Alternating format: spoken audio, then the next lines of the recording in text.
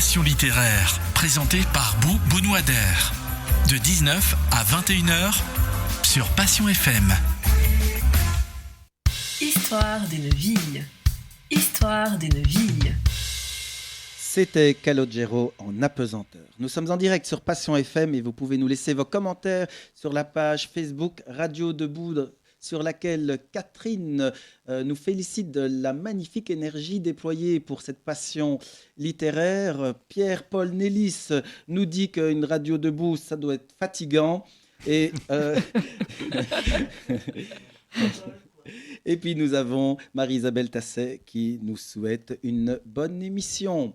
Alors, toujours en présence de Vanessa, éditrice des éditions Le Monde des Étoiles, Christophe Kaufmann, auteur du livre Les Chroniques du Champêtre aux éditions Academia, et Antoine Armédan, chanteur. Et tout à l'heure, nous aurons l'occasion de vous faire gagner un livre dédicacé par chacun de nos invités et le CD de notre cher chanteur au 019 51 10 42. Nous sommes ensemble jusqu'à 21h et il est temps de passer aux histoires de vie de nos chers invités. En cherchant sur le net, Christophe, on peut déjà s'apercevoir que vous avez à votre actif bon nombre de romans, de pièces de théâtre, des nouvelles, des essais et même des prix littéraires. Oh, un tout petit peu. Que s'est-il passé le jour où vous avez décidé de prendre la plume ? Alors là, mais j'en sais rien parce que je ne me souviens pas d'avoir décidé. Je pense que ça s'est fait comme ça s'est construit. Vous vous souvenez où et quand, à peu près ? Vraisemblablement, mais comme tout le monde, je devais avoir 14 ans et l'envie d'écrire à un moment donné une histoire et je me suis mis à le faire. Maintenant, après, ça a mis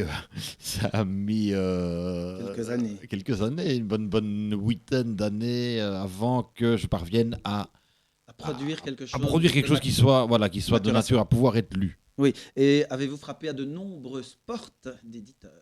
J'ai eu du bol pour les 2 premiers romans.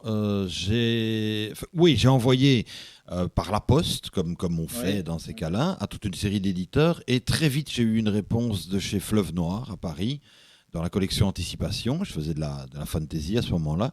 Et donc, ça s'est fait. J'étais assez surpris. Ça s'est fait sur 2 mois de temps. J'ai eu la réponse.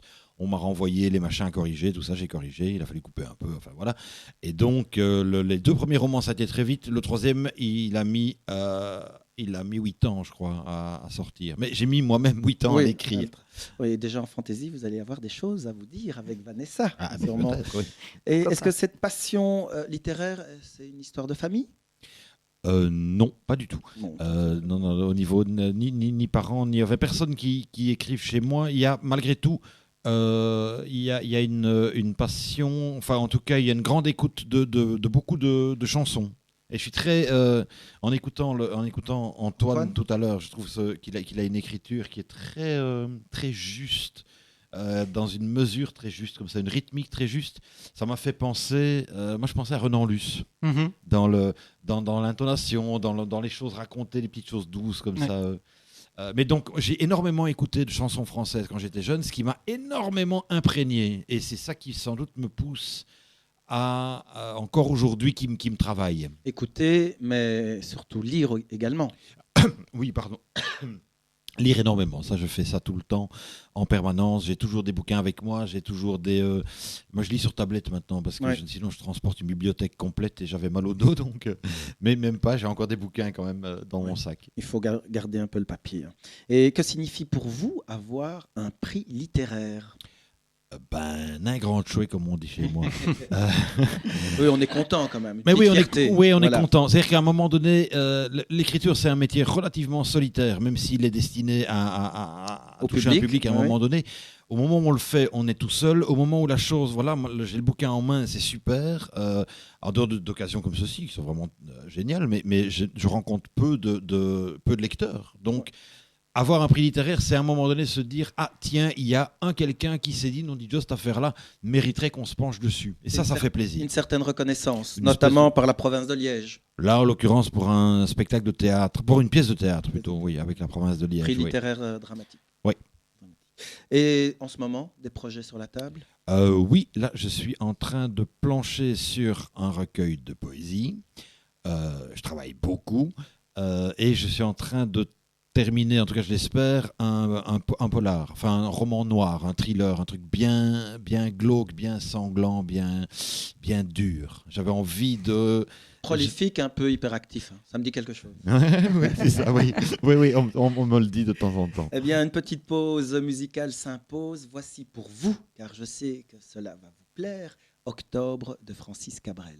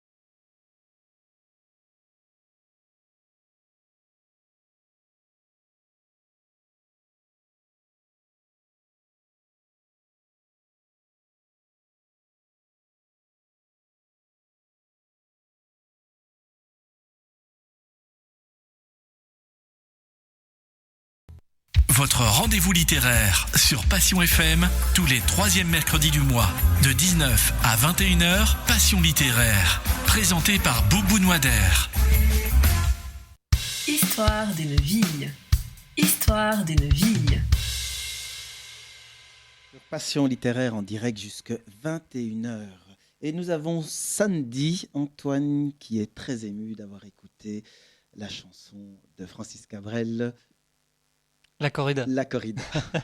Vanessa est institutrice primaire à l'école Alexandre Lepage à Roux. Depuis toujours, elle aime imaginer des histoires de princesses, de chevaliers et de mondes enchantés. D'ailleurs, nous avons un chevalier dans le studio. En 2011, ses rêves prennent vie dans un roman intitulé Le Miroir de Borgotte, qui constituera le premier tome des Chroniques du monde des étoiles. En 2012, elle commence à écrire Les aventures de Phineas Lynch pour ses élèves de 3e année et construit avec ses collègues un dossier pédagogique attaché au roman.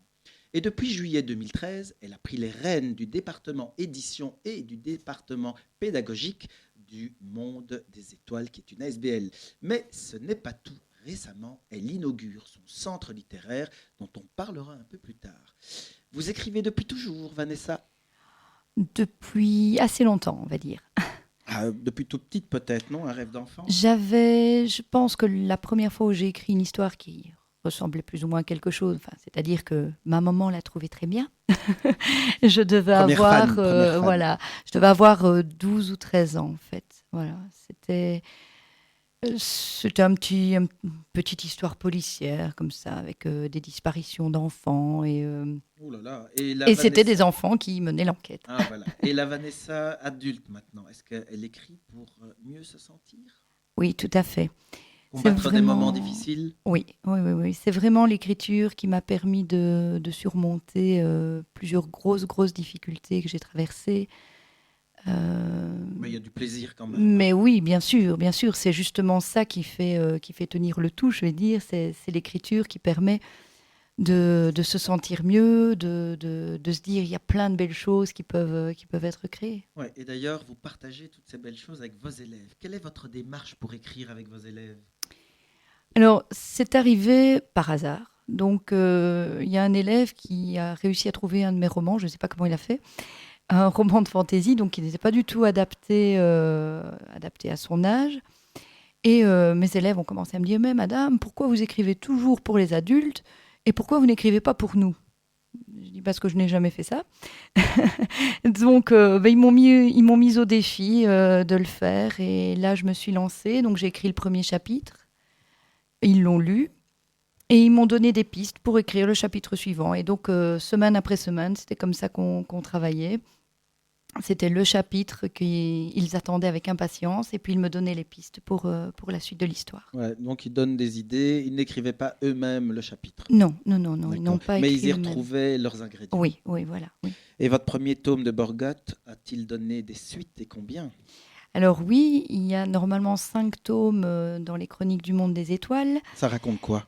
Alors, c'est une généalogie de personnages, en fait. Fantaisie? C'est Fantaisie. fantaisie, voilà, c'est vraiment entre deux mondes. C'est un passage entre notre monde et le monde des étoiles.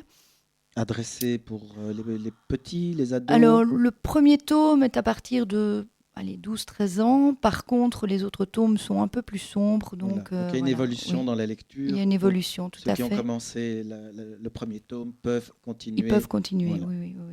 Et le 5e tome, j'espère pouvoir arriver à le sortir un jour, parce que c'est vrai qu'à ce niveau-ci, j'ai plein de projets pour les enfants, et j'ai laissé un petit peu le fantasy de côté pour le moment. Il est en écriture quand même? Il est en écriture quand même, il est bientôt fini, mais voilà, il faut le finir. Quelle est votre mission principale en tant qu'auteur? Pour moi, faire aimer la lecture. Oui, principalement. Oui, Faire rêver quand même. voilà, oui. Alors, la reine Paola, accompagnée de la princesse Claire, a remis le 30 mai dernier au Palais Royal de Bruxelles les diplômes du prix Reine Paola pour l'enseignement pour les années 2017-2018. Eh bien, vous êtes la seconde lauréate pour votre école. Vous basez l'enseignement sur l'utilisation de l'imaginaire et la créativité de l'enfant. Déjà, félicitations pour ce beau prix. Merci. Mais quel est donc ce fameux projet, l'imaginaire moteur des apprentissages? Alors, c'est venu de Phineas Lynch, donc du projet que je vais commencer avec mes élèves. Et petit à petit, je me suis rendu compte que pour apprendre à lire, il fallait lire. C'est très bête quand je le dis, mais bon, voilà, c'est important. Non, il faut commencer. de toute Il faut façon. commencer, il faut se lancer et il faut lire beaucoup. Mais pour commencer à lire, faudrait-il pas un tuteur, un parent qui lit déjà des histoires depuis le berceau? C'est important. La lecture à la maison est une composante vraiment importante de l'apprentissage de la lecture. Et ça, on a tendance à l'oublier, à se dire, non, la lecture, c'est l'école. L'enseignant va proposer des livres, l'enseignant va proposer des textes. Et puis voilà, et quand il revient à la maison, il aura tous les bagages pour pouvoir lire. Mais non, je pense que c'est l'imitation aussi. Donc, on regarde ce que les parents font. Si un parent lit, forcément, l'enfant aura envie de lire. Si un parent ne lit pas ou ne met pas le livre accessible à l'enfant, forcément, ça ne va pas passer. Ben, en parlant de votre prix, nous, on rappelle et on attend le premier appel pour un premier gagnant pour le livre dédicacé de Christophe Kaufmann. Il l'a dédicacé en direct ici dans le plateau. Je viens de le faire. Voilà, il vient de le faire. C'est tout frais. Et donc, Armand, dès que nous avons un auditeur en ligne, Armand nous fera signe et nous écouterons l'auditeur. Tout à fait, Bou, tout à fait. Mettez-vous en place, Vanessa, des projets de lecture adaptés aux personnes en difficulté. Et quelles sont les offres en général des éditeurs et plus particulièrement de votre maison d'édition? Est-ce que vous mettez en place vraiment des techniques d'apprentissage?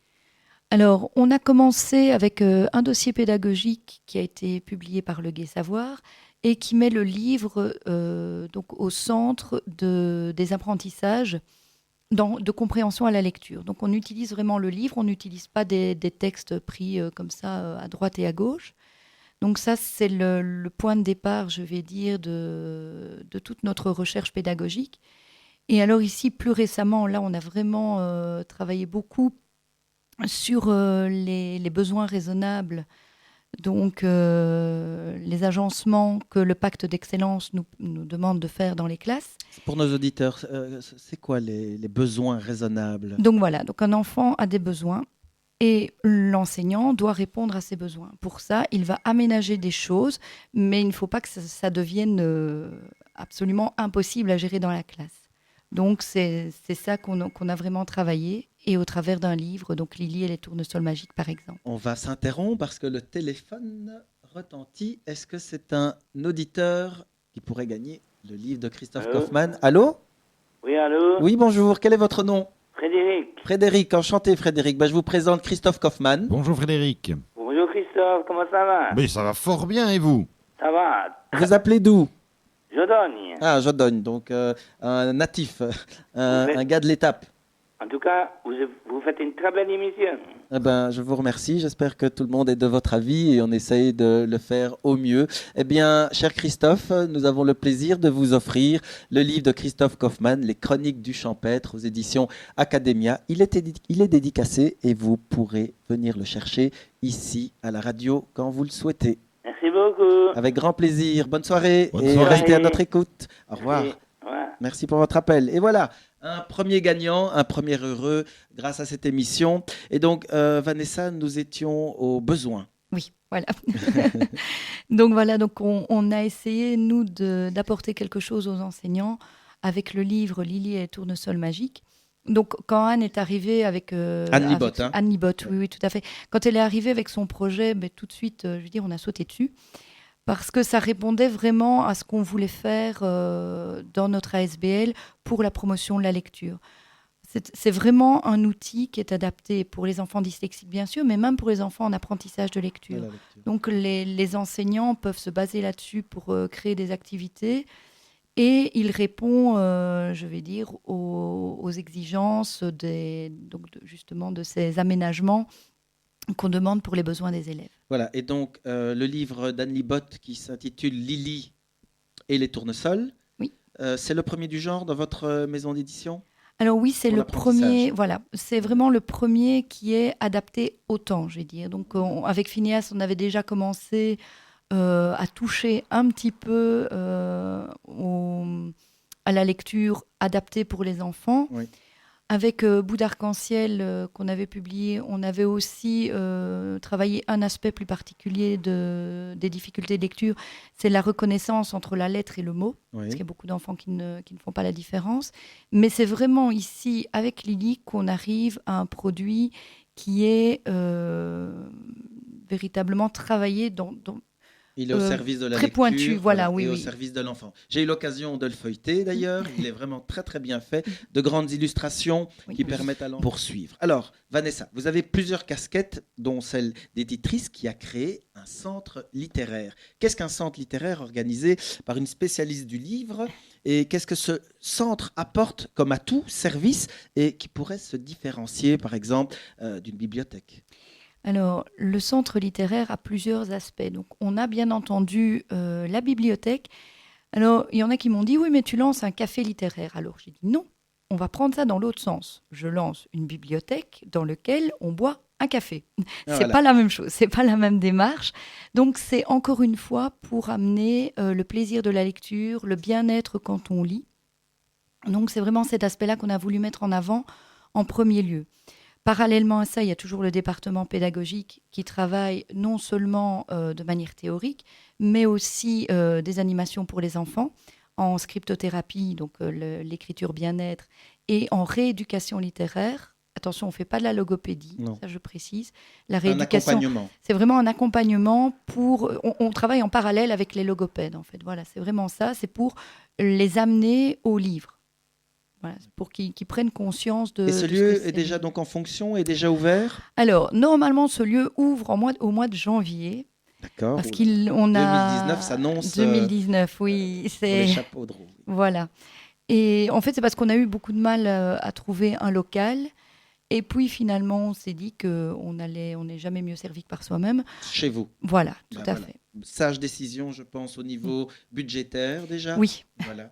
Et puis vous êtes chez vous, dans vos petits souliers, Voilà. bien encadrés et dans votre décor dans lequel vous pourrez avoir confiance Oui. et mettre votre projet mener votre projet à bien. Mhm. Christophe, trouvez-vous ce projet de centre littéraire dans lequel on peut boire un café et surtout accompagner les jeunes lecteurs pertinent? Oui, évidemment, c'est pertinent. Ça me fait penser au café-livre qu'on trouve, qu'on commence un peu à trouver chez nous, mais que moi j'ai vu en Bretagne. J'ai été en vacances en Bretagne et il y avait des cafés qui sont vraiment des endroits qui sont à la fois des bibliothèques, mais des bibliothèques vraiment ouvertes au tout venant, dans lesquelles on peut aller choper un bouquin, n'importe lequel, le feuilleter ou le lire, parfois l'emporter, et puis où on peut aussi simplement boire un verre ou faire les deux. Et donc, oui, défaire la lecture du côté pesant scolaire ou qui peut être parfois lié à ça, ça me paraît effectivement important. On sait qu'il y a beaucoup d'étudiants qui sortent des secondaires sans avoir de capacité suffisante en lecture, qui se retrouvent Et dégoûté de la lecture aussi, alors, peut-être. dégoûtés. Ça c'est Aussi. encore, oui, ça, Ouais. il y en a encore sans doute beaucoup plus. Moi, j'ai des étudiants dans le supérieur dont je dirais presque 80% d'entre eux sont pas lecteurs. Ou pas, en tout cas pas lecteurs plaisir, sont des lecteurs. Mais Lecteurs des besoin, plutôt. lecteurs besoin, oui, c'est ça. Oui, pour- et les pour leurs études supérieures ne laissent pas beaucoup de temps à la lecture. Il y a la guindaille et les études normalement. Oui, oui, mais la lecture ne demande pas de Ouais. temps, ça c'est un mythe. Tout à fait. Il faut prendre le temps et puis un bon livre dans un bon coin tranquille, c'est tout aussi bien que la télé. Oui, et puis ça fait Oui. penser aussi à toute cette mouvance de slow lecture, comme il y a des... Donc on fait ça parfois dans les parcs maintenant. J'ai encore vu ça à Liège il n'y a pas longtemps, ils faisaient ça dans le parc de la Bovry, je pense. Donc c'est un moment, il y a un endroit réservé dans le parc où simplement on a installé des transats, Oui. il y a quelques bouquins à disposition et les gens sont juste là pour lire ensemble. Des On- lieux de plage, de Oui, lecture, des oui. plages littéraires. Et je trouve que c'est pas mal, c'est intéressant. Antoine, pour vous, chanteur, Mhm. papa, Oui, Voilà. 3 fois. voilà 3 fois papa, qu'attendriez-vous d'un tel organisme littéraire, différent évidemment d'une bibliothèque? Pour vous et pour vos proches, par exemple. C'est une bonne question. La bibliothèque, on y va, on prend un livre, on sait peut-être ce que l'on cherche Mhm. ou pas, on attend un conseil et puis on s'en va. Voilà, la bibliothèque, ça reste toujours un petit peu froid. Je parle Mhm. des petites bibliothèques, évidemment, il y a d'autres endroits où on peut s'installer et lire, mais ça reste quand même un endroit très calme, très froid. Mhm. Ce que Vanessa nous propose, c'est plutôt cosy. Je suppose qu'il y aura une Oui. tasse de thé, un petit biscuit, un gâteau. Bien Et sûr. voilà, et on aurait peut-être plus tendance à aller vers un tel centre littéraire ou une plage littéraire, comme mentionnait Christophe Kaufmann. Pourquoi pas? Oui, oui, tout à fait. Ici, il y a, ce qui me semble super chouette, c'est qu'effectivement, il y a cette idée de partage, alors que la lecture, ça Ouais. peut être quelque chose de très individuel au départ, et qui, effectivement, juste le fait de lire, même, allez, chacun des choses totalement différentes, mais en étant à côté, Ouais. il y a quand même quelque chose qui se crée, quelque chose en plus finalement que juste lire tout seul dans son coin. Question piège, êtes-vous un grand lecteur? Eh bien non. Piégé. J'adore la BD en fait, et j'avoue que mon projet me prend vraiment beaucoup de temps. J'en lis moins, mais c'est un de mes grands souhaits de pouvoir revenir à la BD, d'en consommer tout plein. Ouais, mais tantôt, Christophe Kaufmann nous parlait d'écouteurs au lieu de lecteurs. Vous êtes peut-être à l'écoute, un grand écouteur de texte. Même pas. Donc c'est plutôt. je je suis un grand écouteur de musique, ça tout le temps, mais c'est vrai qu'au niveau des textes, de la langue, c'est un peu moins présent dans ma pratique de tous les jours. Ouais. Et pourtant, vos textes sont magnifiques. Mais Vanessa, nous vous connaissons également comme organisatrice d'un salon littéraire. Et quel est donc ce salon ? Alors, c'est le château sous les étoiles. Oui, on Est-il reste dans les récurrent ? Alors, il est récurrent. On l'a fait 4 années de suite. Oui. Et cette année-ci, en fait, on va changer de lieu normalement et nous sommes en pourparlers pour le moment. Donc voilà, rien n'est certain, mais on espère vraiment pouvoir le reconduire encore cette année. Voilà, mais le temps de négociation, même s'il y a un arrêt pendant une année, il sera encore récurrent et il sera annuel. Alors, justement, je voulais en venir. Est-ce difficile d'organiser un salon littéraire ? Oui. Voilà. Et ça, je pose cette question dans notre décor culturel, parce qu'on a tendance à fort mettre un peu tout et n'importe quoi dans le mot culturel. Donc, c'est difficile. Oui, c'est difficile. Surtout quand ce n'est pas médiatisé. Voilà. C'est difficile. Le lieu, je vais dire, une fois qu'on a les moyens, il n'y a pas de souci. Ça, c'est assez facile à trouver.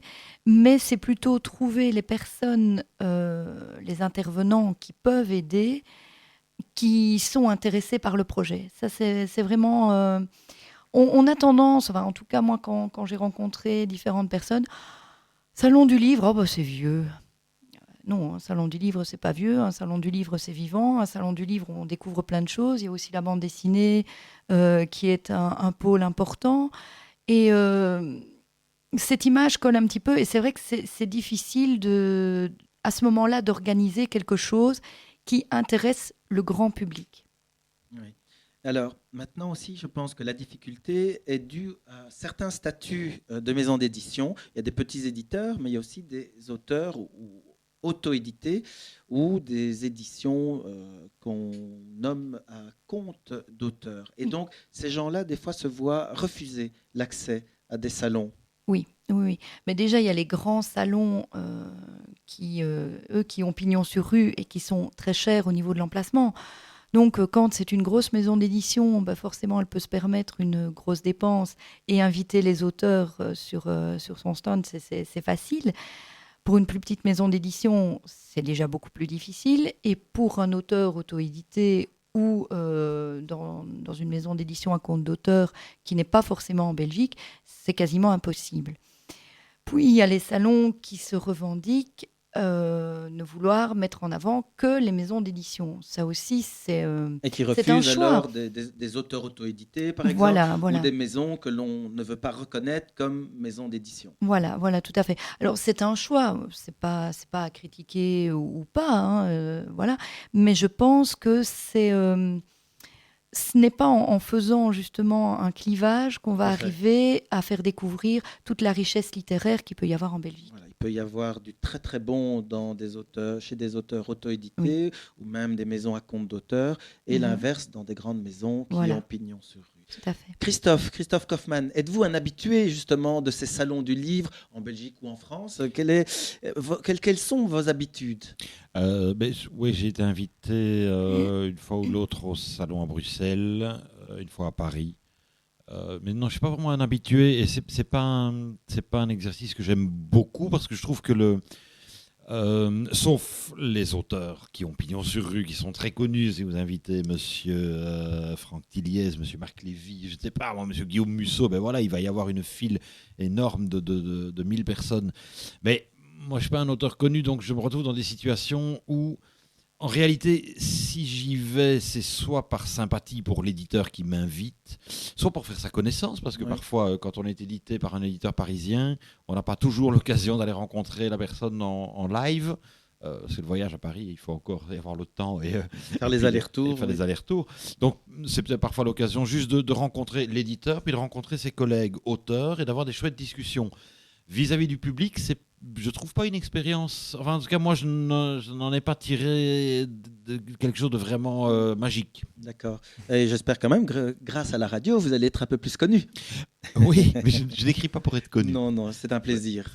Oui, une c'est un passion. plaisir. Voilà. Mais c'est quelque chose qui est parfois pas compris. J'ai des gens autour de moi qui me disent, mais enfin, non, dit Diop, tu devrais faire ci ou faire ça et faire ça et faire ça pour être connu. Mais non, mon envie est pas vraiment là. Maintenant, je dis pas que Voilà, chacun avance à son si rythme tout d'un aussi. coup j'en vends 300 000, je vais être Voilà. content. Hein, mais Voilà, mais moi je propose de dire que les chroniques du Champêtre sont de véritables petites perles littéraires. voilà, je propose à tous les Orbe-Jochois. Comment est-ce Voilà. qu'on dit les habitants de Orbe-Jauge? Les Des Orbe-Jochois, venez Orbe-Jochois. tous, achetez-en Voilà. tous. Hein. Voilà. Et déjà, nous avons un gagnant. Donc Christophe qui a gagné déjà un exemplaire. Antoine Armédan. Non, pas Christophe, Frédéric. Hein. Ah, c'était Frédéric. Ah, ben, j'ai noté sur la page Christophe. Oui, parce que Christophe, c'est moi. Voilà. Antoine Armédan, comment avez-vous vécu votre expérience d'être invité à un salon du livre? Était-ce une première? C'était une première, tout à fait. Et c'était Étonnante. oui, c'était un grand honneur pour moi. Et pour moi aussi. Et pour tout le public qui était présent. En tout cas, j'essaye que dans mes textes, que ça soit un peu pas des chansons trop légères, qu'il y ait vraiment un sens et j'essaye que ça soit plus ou moins bien écrit. Enfin, je laisse les autres juger, mais le fait de se faire du coup inviter par un salon littéraire, tout d'un coup, ça apportait un petit jugement plutôt positif et très sympa que j'ai bien aimé. Voilà. Et rencontrer un nouveau public, un autre public, c'est quand même Ah oui, ça c'est toujours intéressant, évidemment. Ouais. d'ouvrir un petit peu plus l'horizon. Alors, chère Vanessa, nous allons vous offrir un petit thème musical d'Enya, Only Time. Joli. Je suis impardonnable. Bouh. J'ai oublié de la programmer, figure-toi. Ah, voilà. Eh bien, Mais je proposerais à Antoine Ah, bien. d'interpréter un morceau, peut-être. Hein. voilà. Eh bien, Je suis désolé, Vanessa. Il n'y a pas de souci. les aléas du direct, c'est mon baptême, c'est mon bisutage. Alors, on va d'abord passer à une petite question pour Antoine pour Oui. le laisser le temps de réfléchir à sa chanson, à préparer sa chanson. Antoine, je voulais vous demander, dans le monde de la chanson, nous connaissons les émissions comme The Voice Mhm. ou La Nouvelle Star, mais quid des prix récompensant l'une ou l'autre chanson en dehors, bien sûr, des grosses émissions awards à grands coups de publicité. Mhm. Êtes-vous à l'affût de l'un ou l'autre concours ou aimeriez-vous participer à l'une de ces émissions? Oui, j'ai déjà introduit ma candidature à plusieurs concours. Je suis pas super fan de Voice ou des émissions où éventuellement tout se passe de manière très rapide et puis ça redescend aussi tout aussi rapidement que c'est monté. Quelque part, je préfère être sur une sorte de pente ascendante, tranquille, sur laquelle je peux évoluer. Mais voilà, le côté de ces émissions où on est tout d'un coup très visible et puis où on décide beaucoup à votre place. Oui, c'est vrai Pour que l'instant, c'est pas ça forcément qui me tente. ça fait partie d'une certaine télé-réalité. Oui, tout à fait. Et donc les concours, oui, j'essaye, mais alors c'est assez marrant parce que finalement, pour les concours qui seraient un peu plus à vocation grand public, un peu plus commercial sans être péjoratif, en général, mes textes sont trop pointus pour ça. Et à l'inverse, si c'est vraiment des concours portés sur la chanson française, on va dire un peu plus vers l'avant-garde, ben là je suis trop dans le grand public. Jusqu'ici, c'est un peu Voilà. ça que ça donne, Voilà. les concours. Oui, donc c'est quand même assez orienté, et assez formaté. Oui, Ouais. ben, ça dépend. Après, je me suis pas frotté à tout plein de concours non plus. Je vais évidemment continuer, mais c'est un peu plus comme une opportunité qui se présente si jamais je suis repris. Mais c'est pas en soi, je mise pas ma vie là-dessus, quoi. Voilà. Pas du tout. Eh bien, Vanessa, comme belle consolation, nous allons avoir une aération musicale d'Antoine Armédan.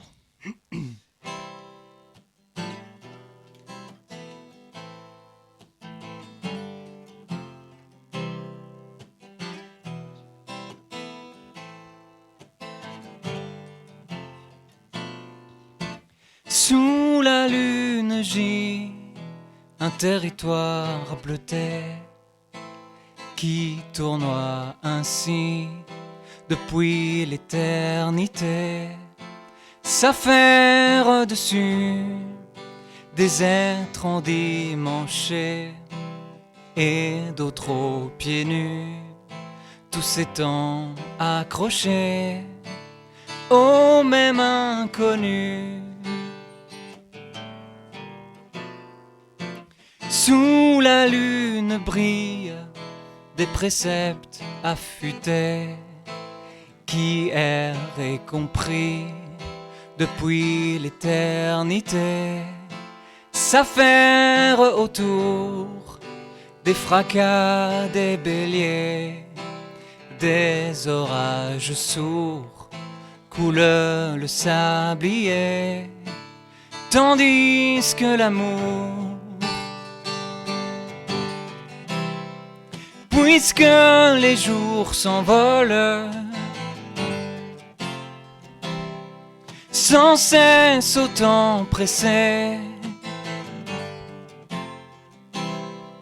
pourrait-on sur ce sol les pincer à s'aimer? Sous la lune aussi, on en voit virevolter dans chaque pays du territoire bleuté. S'affaire des peaux mélangées à braver le chant des pipeaux, et dans le vent levé l'amour comme drapeau. Puisque les jours s'envolent, sans cesse au temps pressé, pourrait-on sur ce sol les pincer à s'aimer? Puisque les années plissent nos portraits pris de court, faisons les routes lisses d'attelage d'amour. Oh, oh, oh.